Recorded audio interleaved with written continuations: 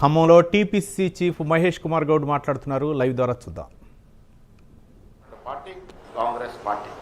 అందుకే మిత్రులారా, ఇవాళ సంవత్సరాల కాలంగా ఎన్నో కార్యక్రమాలు కాంగ్రెస్ పార్టీ ఇస్తూ వస్తుంది.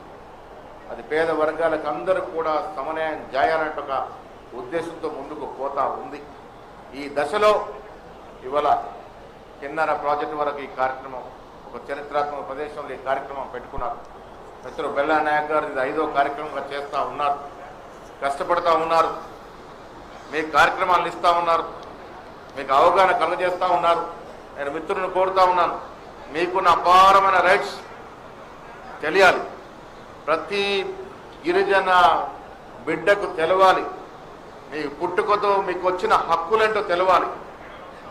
ప్రభుత్వ అధికారులు అందరూ చక్కగా ఉండరు, మిస్గైడ్ చేస్తూ ఉంటారు. పోరాడాలి, హక్కుల్ని తెచ్చుకోవాలి, హక్కుల్ని మీరు సాధించుకోవాలనేటువంటి ఉద్దేశంతో ఇలాంటి ట్రైనింగ్ క్యాంప్స్ పెడతా ఉన్నారు. మన మొదటిసారి గాంధీ భవన్లో మీటింగ్ అయినప్పుడు చాలా విషయాలు తెచ్చుకున్నాం, కొప్పుల రాజు గారు మీరు కానీ. ఈ కార్యక్రమం ఉద్దేశం కూడా అదే, మీ హక్కులు మీకు తెలవాలి, మీ రైట్స్ మీరు పొందాలి. ఆ దశగా కాంగ్రెస్ ప్రభుత్వం మీకు ఊతమిస్తూ ఉంది. గౌరవ మీనాక్షి మేడం గారు ఇలాంటి కార్యక్రమాల పట్ల పరిపూర్ణ అవగాహన కాకుండా ఇలాంటి కార్యక్రమాలని ప్రోత్సహిస్తూ దాదాపుగా అన్ని ట్రైనింగ్ క్యాంపులకు వస్తూ ఉన్నారు. కారణం ఏంటి? మళ్ళీ చెప్తా ఉన్నాం, ఇది కాంగ్రెస్లో ఉన్నటువంటి మూల సిద్ధాంతం. అందుకే మేమందరం కూడా ఇక్కడికి వచ్చినాం, ఇంతమంది ఎమ్మెల్యేలు మంత్రులు ఇక్కడికి వచ్చినారు. కారణం ఏంటి? మిమ్మల్ని బలోపేతం చేయాలి, కింద స్థాయిలో ఉన్నటువంటి ప్రతి పౌరుడికి లాభం చేకూర్చే విధంగా కార్యక్రమాలు ఉండాలి, ఆ దశగా పోవాలనేటువంటి కాంగ్రెస్ సిద్ధాంతంతో మీ మధ్యకు వచ్చామనే మాట ఈ సందర్భంగా మనవి చేస్తూ, భవిష్యత్తులో ఇంకా కార్యక్రమాలు చేసుకోవాలి.